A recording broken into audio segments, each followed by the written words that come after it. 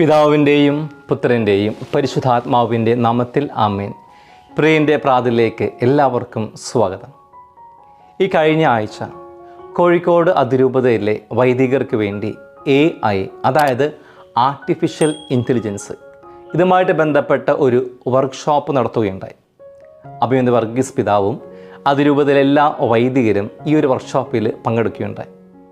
Artificial intelligence, അതിൻ്റെ സാധ്യതകളും വെല്ലുവിളിയും, അങ്ങനെ നിരവധി കാര്യങ്ങളെക്കുറിച്ച് മനസ്സിലാക്കുവാനായിട്ട് സാധിച്ചു. അതും ഒരു മഞ്ഞുമലയുടെ അഗ്രം എന്നതുപോലെ മാത്രം. AI ടൂൾസ് സുവിശേഷവൽക്കരണത്തിന് വേണ്ടി എങ്ങനെ ഉപയോഗിക്കുവാൻ സാധിക്കുമെന്ന് കുറേയൊക്കെ പഠിക്കുകയുണ്ടായി. ഈ വർക്ക്ഷോപ്പിൽ പങ്കെടുത്ത ഒരു വൈദികൻ്റെ സംശയം ഇപ്രകാരമായിരുന്നു: നമ്മൾ ലാപ്ടോപ്പിൽ നിന്നും കമ്പ്യൂട്ടറിൽ നിന്നും ഫോണിൽ നിന്നുമൊക്കെ ഡിലീറ്റ് ചെയ്യുന്ന ഡാറ്റ അത് പിന്നീട് മറ്റുള്ളവർക്ക് റിട്രീവ് ചെയ്യുവാൻ സാധിക്കുമോ എന്നതായിരുന്നു ആ വൈദികൻ്റെ ചോദ്യം. അതിന് ക്ലാസ് നയിച്ച റിസോഴ്സ് പേഴ്സൻ്റെ ഉത്തരം ഇങ്ങനെയായിരുന്നു: സാധാരണ രീതിയിൽ നമ്മൾ ഒരു ഡാറ്റ ഡിലീറ്റ് ചെയ്ത് കഴിഞ്ഞാൽ അത് ഡിലീറ്റായി പോകുമെങ്കിൽ പോലും നല്ലൊരു ഹാക്കർക്ക് വേണമെങ്കിൽ അത് റിട്രീവ് ചെയ്യുവാൻ സാധിക്കും. അദ്ദേഹം കൂട്ടിച്ചേർത്തു, ഡാറ്റ ഡിലീറ്റായി പോകുമെന്നുള്ളതും മറ്റാർക്കും അത് റിട്രീവ് ചെയ്തെടുക്കുവാൻ സാധിക്കില്ല എന്നുള്ളതും ഒരു മിത്താണ്. എനിക്ക് ആ വാക്ക് വളരെ ആകർഷകമായിട്ട് തോന്നി, മിത്ത് എന്നുള്ള വാക്ക്. കാരണം പലപ്പോഴും ചെറിയൊരു വിഭാഗം ആളുകൾ ഈ വാക്ക് പല ആവർത്തി ഉപയോഗിക്കുന്നത് ഞാൻ കേട്ടിട്ടുണ്ട്. ഈ കഴിഞ്ഞ ദിവസം ഒരു യുവാവ് പറയുകയായിരുന്നു, ഗോഡ് ഇസ് എ മിത്ത്. ഞാൻ അവനോട് പറഞ്ഞു, god is not a myth but a reality. ഇന്നത്തെ സമൂഹത്തിൽ കണ്ടുവരുന്ന ഒരു പുതിയ ട്രെൻഡാണ് ഗോഡ് ഇസ് എ മിത്ത്. ദൈവം ഒരു മിഥ്യയാണ് എന്ന്, ദൈവം ഒരു കെട്ടുകഥയാണ് എന്നുള്ളത്. എന്നാൽ നമ്മുടെ എല്ലാവരും അനുഭവത്തിൽ നിന്നും പറയാൻ സാധിക്കും ദൈവം ഒരു യാഥാർത്ഥ്യമാണ് എന്നത്. കാരണം നമ്മൾ പലരും അനുദിനം അനുഭവിച്ചറിയുന്ന സത്യമാണ് ദൈവം ഒരു യാഥാർത്ഥ്യമെന്നത്. ദൈവം എന്ന യാഥാർത്ഥ്യം മനുഷ്യൻ്റെ ബുദ്ധിയോ അറിവ് കൊണ്ടോ ഒരിക്കലും അളക്കുവാനായിട്ട് സാധിക്കില്ല, പൂർണ്ണമായിട്ട് ഗ്രഹിക്കുവാൻ സാധിക്കില്ല. കാരണം അത് മനുഷ്യനെ പോലെ പരിമിതനായിട്ടുള്ളൊരു ജീവിക്ക് ഈശ്വരനെ പോലെ അപരിമിതനായിട്ടുള്ള ഒരു പ്രതിഭാസത്തെ പൂർണ്ണമായിട്ട് ഉൾക്കൊള്ളുവാനായിട്ട് സാധ്യമല്ല. ചുരുക്കി പറഞ്ഞാൽ സർവ്വവ്യാപിയായിട്ടുള്ള ദൈവത്തിൻ്റെ ചൈതന്യത്തെ പൂർണ്ണമായിട്ട് ഗ്രഹിക്കുവാൻ മനുഷ്യന് കഴിയില്ല. എന്നാൽ ഏറെക്കുറെ ദൈവിക രഹസ്യങ്ങൾ ഗ്രഹിക്കുവാൻ മനുഷ്യന് സാധിക്കും. അത് ദൈവം ആർക്ക് നൽകണമെന്ന് ഇച്ഛിക്കുന്നുവോ അവർക്ക് ലഭിക്കും. കൃപ ലഭിച്ചവർക്ക് അത് കൂടുതലായിട്ട് മനസ്സിലാക്കുവാനായിട്ട് സാധിക്കും. ഇന്നത്തെ സുവിശേഷത്തിലൂടെ നമുക്ക് ലഭിക്കുന്ന ഒരു ഉൾക്കാഴ്ചയും ഈ ഒരു സത്യമാണ്. എല്ലാവർക്കും ദൈവിക രഹസ്യങ്ങൾ ഗ്രഹിക്കുവാൻ സാധിക്കില്ല. അത് കൃപ ലഭിച്ചവർക്ക് മാത്രമേ ദൈവിക രഹസ്യങ്ങൾ മനസ്സിലാക്കുവാനായിട്ട് സാധിക്കുകയുള്ളൂ. സുവിശേഷത്തിൽ വളരെ വ്യക്തമായിട്ട് ഈശോ പറയുകയാണ്, സ്വർഗത്തിൻ്റെയും ഭൂമിയുടെ നാഥനായിട്ടുള്ള പിതാവേ, നീ ഈ കാര്യങ്ങൾ ബുദ്ധിമാന്മാരിൽ നിന്നും വിവേകികളിൽ നിന്നും മറച്ചു വെച്ച് ശിശുക്കൾക്ക് വെളിപ്പെടുത്തിയാൽ ഞാൻ നിന്നെ സ്തുതിക്കുന്നു. ഇവിടെ ബുദ്ധിമാന്മാർ എന്ന് യേശു ഉദ്ദേശിക്കുന്നത് തങ്ങളുടെ അറിവിലും പദവിയിലും അഹങ്കരിക്കുകയും ദൈവത്തിന് മുൻപിൽ തങ്ങൾക്കെല്ലാം അറിയാമെന്ന് ഭാവിക്കുകയും ചെയ്ത നിയമജ്ഞരെയും ഫരിസരുമാണ്. ശിശുക്കൾ എന്നുകൊണ്ട് ഈശോ അർത്ഥമാക്കുന്നത് പ്രായം കൊണ്ട് ചെറിയവരല്ല, മറിച്ച് ഹൃദയത്തിൽ കപടതയില്ലാത്ത, ദൈവത്തിൽ പൂർണ്ണമായിട്ട് ആശ്രയിക്കുന്ന, ദൈവത്തിൽ വിശ്വസിക്കുന്നവൻ, സഹായം ചോദിക്കുവാൻ മടിക്കാത്തവൻ, കരയാൻ ലജ്ജിക്കാത്തവൻ, പ്രത്യാശ കൈവിടാത്തവൻ, എളിമയുള്ളവൻ. മറ്റൊരു വേളയിൽ ഈശോ ഈ കാര്യം നമ്മളെ ഓർമ്മപ്പെടുത്തുന്നുണ്ട്.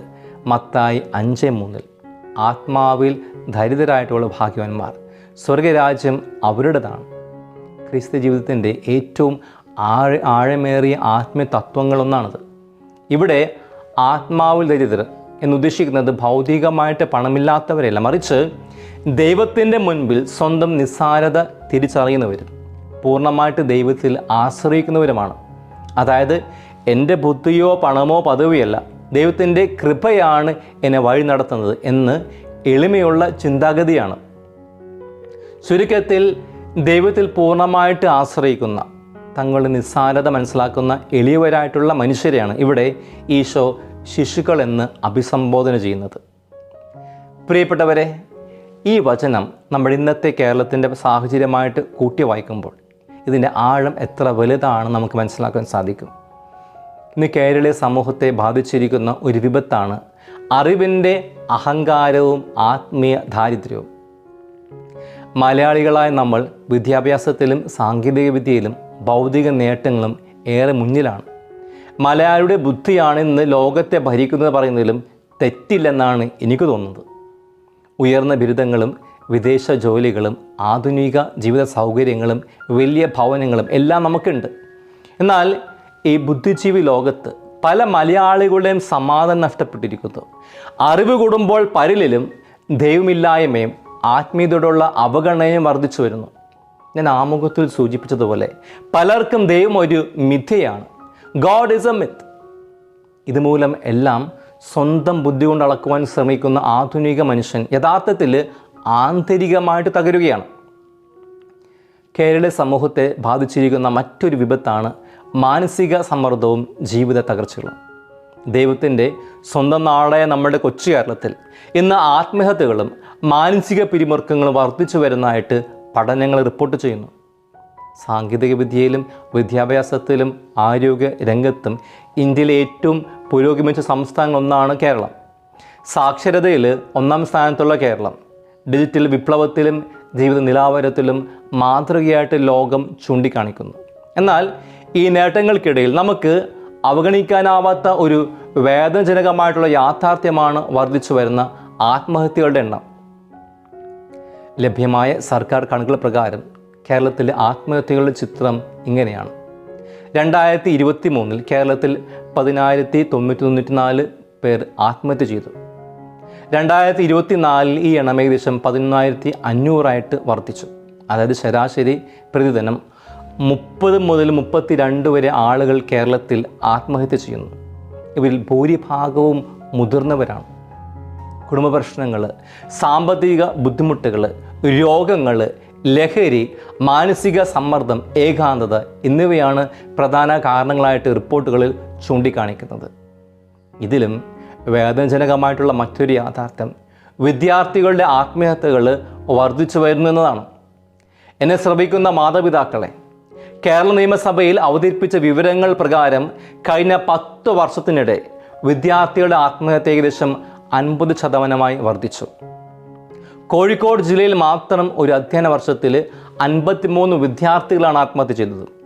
അതും 13 വയസ്സുള്ള കുട്ടികൾ പോലും ആത്മഹത്യ ചെയ്തിട്ടുണ്ട്. ഈ കണക്കുകൾ വെറും അക്കങ്ങളല്ല. ഓരോ സംഖ്യയ്ക്കും പിന്നിൽ ഒരു കുടുംബമുണ്ട്, ഒരു അമ്മയുടെ കണ്ണുനീരുമുണ്ട്, ഒരു പിതാവിൻ്റെ തകർന്ന സ്വപ്നവുമുണ്ട്, പൂവണിയാതെ പോയ ഒരു ജീവിതമുണ്ട്. ഇന്ന് മാതാപിതാക്കൾ എന്ത് വിലയും കൊടുത്ത് കുട്ടികൾക്ക് പഠിക്കുവാനായിട്ട് എല്ലാ സൗകര്യങ്ങളും ഒരുക്കുന്നുണ്ട്. ആർട്ടിഫിഷ്യൽ ഇൻ്റലിജൻസ് ഉണ്ട്. ലോകത്തിലെ മികച്ച സർവകലാശാലകളുടെ ക്ലാസ്സുകൾ കൈവിരൽ തുമ്പിലുണ്ട്. പക്ഷെ ഒരു ചോദ്യമുണ്ട്: എന്തുകൊണ്ടാണ് അറിവ് വർദ്ധിച്ചിട്ടും അവർക്ക് പ്രത്യാശ കുറയുന്നത്? എന്തുകൊണ്ട് ദൈവഭയം ഇല്ലാതെ പോകുന്നു? മാതാപിതാക്കളെ, നിങ്ങൾ അവർക്ക് ഈശോയെ എല്ലാം നൽകിയപ്പോൾ ഈശോയെ നൽകിയോ? ഈ യാഥാർത്ഥ്യത്തിൻ്റെ നടുവിലാണ് ഇന്നത്തെ സുവിശേഷത്തിലൂടെ യേശു പറയുന്നത്: പിതാവേ, ജ്ഞാനികളിൽ നിന്നും വിവേകികളിൽ നിന്നും നീ ഇവ മറച്ചു വെച്ച് ശിശുക്കൾക്ക് വെളിപ്പെടുത്തിയാൽ ഞാൻ നിന്നെ സ്തുതിക്കുന്നു. ഇവിടെ യേശു വിദ്യാഭ്യാസത്തെയോ അറിവിനെയോ എതിർക്കുകയോ അവഗണിക്കുകയോ ചെയ്യുന്നത്, മറിച്ച് അഹങ്കാരത്തെയും സ്വയം പര്യാപ്തതയും ആണ് ചോദ്യം ചെയ്യുന്നത്. ഇന്ന് മനുഷ്യൻ AI സൃഷ്ടിച്ചു. എന്നാൽ സ്വന്തം മനസ്സിലെ ശൂന്യത നിറയിക്കുവാൻ പലർക്കും കഴിയുന്നില്ല. ജീവിതത്തിലെ ചെറിയ പരാജയങ്ങളെ പോലും അഭിമുഖീകരിക്കുവാനോ അവയെ ഉൾക്കൊള്ളുവാനും ഇന്നത്തെ തലമുറയ്ക്ക് സാധിക്കുന്നില്ല. കാരണം ബുദ്ധി വളർന്ന അത്രയും നമ്മുടെ ഹൃദയങ്ങൾ എളിമയിൽ വളർന്നിട്ടില്ല. ദൈവത്തിൽ ശരണം പ്രാപിക്കുവാൻ നമുക്ക് സാധിക്കുന്നില്ല. സ്വന്തം കരബലത്തിലും ബുദ്ധിവൈഭവത്തിലുമാണ് നമ്മൾ ആശ്രയിക്കുന്നത്. ശിശുവിൻ്റെ പോലെയുള്ള ഹൃദയം നഷ്ടപ്പെട്ട ഒരു സമൂഹമായിട്ട് നമ്മൾ മാറിയിരിക്കുന്നു. ഇന്നത്തെ കേരളത്തിൻ്റെ മറ്റൊരു വലിയൊരു വേദനയാണ് കുടുംബ ബന്ധങ്ങളിലെ വിള്ളലുകളും പ്രായമായ മാതാപിതാക്കൾ അനുഭവിക്കുന്ന ഏകാന്തതയും. അറിവും പണവും കൂടുമ്പോൾ പരസ്പരം വിട്ടുകൊടുക്കുവാനുള്ള മനസ്സിലായ്മയും അഹങ്കാരവും കുടുംബങ്ങൾ തകർക്കുന്നു. ലോകത്തിൻ്റെ ജ്ഞാനവും വിവേകവും കൊണ്ട് ജീവിതത്തെ നേരിടുവാൻ ശ്രമിച്ച പരാജയപ്പെടുന്ന ഈ സാഹചര്യത്തിലാണ് യേശു നമ്മളെ ശിശുക്കളെപ്പോലെ എളിമയുള്ളവരാകുവാനായിട്ട് ക്ഷണിക്കുന്നത്. യേശു വെളിപ്പെടുത്തിയ ഈ വലിയ ദൈവിക രഹസ്യത്തെക്കുറിച്ച് സഭപിതാക്കന്മാരും വിശുദ്ധരും മനോഹരമായിട്ടുള്ള ഉൾക്കാഴ്ചകൾ നൽകിയിട്ടുണ്ട്. സഭപിതാവായിട്ടുള്ള വിശുദ്ധ ജോൺ ക്രിസോസ്റ്റം ഈ വചനത്തെ വ്യാഖ്യാനിച്ചുകൊണ്ട് ഇങ്ങനെ പറയുന്നു: ദൈവം അറിവിനെ മറച്ചു വയ്ക്കുകയല്ല ചെയ്തത്, മറിച്ച് മനുഷ്യൻ തന്നെ സ്വന്തം ബുദ്ധിയിൽ അഹങ്കരിച്ചപ്പോൾ അവൻ ദൈവത്തിൻ്റെ രഹസ്യങ്ങൾ ഗ്രഹിക്കുവാൻ കഴിയാതെ പോയതാണ്. ഒരു ശിശു അമ്മയുടെ കൈകളിൽ പൂർണ്ണമായിട്ട് ആശ്രയിക്കുന്നത് പോലെ ദൈവത്തിൽ ആശ്രയിക്കുന്നവർക്ക് മാത്രമേ അവിടുത്തെ സ്നേഹവും മനസ്സിലാക്കുവാൻ സാധിക്കൂ. അതുപോലെ തന്നെ ജ്ഞാനത്തിൻ്റെ കൊടുമുടിയിൽ നിന്നിട്ടും ദൈവത്തിന് മുൻപിൽ ശിശുവായ മഹാനായ വിശുദ്ധ അഗസ്റ്റിൻ തൻ്റെ ജീവിത അനുഭവത്തിൽ നിന്നും ഇപ്രകാരം എഴുതി: നീ ജ്ഞാനിയാകുവാൻ ആഗ്രഹിക്കുന്നുവെങ്കിൽ ആദ്യം എളിമയുള്ളവനാവുക. കാരണം ദൈവത്തിൻ്റെ കൃപ ഒഴുകുന്നത് താഴ്വരകളിലേക്കാണ്, അഹങ്കാരത്തിൻ്റെ പർവ്വത മുകളിലേക്കല്ല. ആധുനിക കാലഘട്ടത്തിൽ ദ ലിറ്റിൽ വേ, ചെറിയ വഴി എന്ന ആത്മീയതയിലൂടെ ലോകത്തെ മുഴുവൻ അത്ഭുതപ്പെടുത്തിയ വെലിസുവിലെ വിശുദ്ധ കൊച്ചു തെരേസ ഒരിക്കൽ പറഞ്ഞു: ദൈവസന്നിധിയിൽ വലിയവനാകുവാൻ എനിക്ക് വലിയ കാര്യങ്ങൾ ചെയ്യേണ്ടതില്ല. ഒരു കൊച്ചുകുട്ടിയെപ്പോലെ ദൈവത്തിൻ്റെ സ്നേഹത്തിൽ ആശ്രയിച്ച് ചെറിയ കാര്യങ്ങൾ വലിയ സ്നേഹത്തോടെ ചെയ്താൽ മാത്രം മതി. പ്രിയപ്പെട്ടവരെ, ഇന്നീ ദിനം വചനത്തിൻ്റെയും സഭാപിതാക്കന്മാരുടെയും വിശുദ്ധരുടെയും ജീവിത സാക്ഷ്യങ്ങളിൽ നിന്നും തിരുസഭ നമ്മളെ ക്ഷണിക്കുന്നു. എളിമപ്പെട്ടുകൊണ്ട് കർത്താവിൻ്റെ കരബലത്തിൽ ആശ്രയിക്കാൻ. God is not a myth but a reality to be encountered എന്ന് മനസ്സിലാക്കിക്കൊണ്ട് ഒരു ശിശുവിനെ പോലെ എളിമപ്പെട്ടുകൊണ്ട് ദൈവത്തിൽ ശരണം പ്രാപിച്ചുകൊണ്ട് ദൈവിക രഹസ്യങ്ങൾ ഗ്രഹിക്കുവാനുള്ള കൃപയ്ക്ക് വേണ്ടിയിട്ട് നമുക്ക് പ്രാർത്ഥിക്കാം. ഇന്ന് നമുക്ക് ഈ പ്രാർത്ഥനയോട് അവസാനിപ്പിക്കാം. കർത്താവെ, അറിവ് ഞങ്ങൾക്ക് നൽകിയിട്ടുണ്ട്, എന്നാൽ അതിനെ വിനയത്തോടെ ഉപയോഗിക്കുവാനുള്ള കൃപയും തരണമേ. പിതാവും പുത്രനും പരിശുദ്ധാത്മാവും നിങ്ങളെ അനുഗ്രഹിക്കുമാറാകട്ടെ. ഈശോ മിശിഹായ്ക്ക് സ്തുതിയായിരിക്കട്ടെ.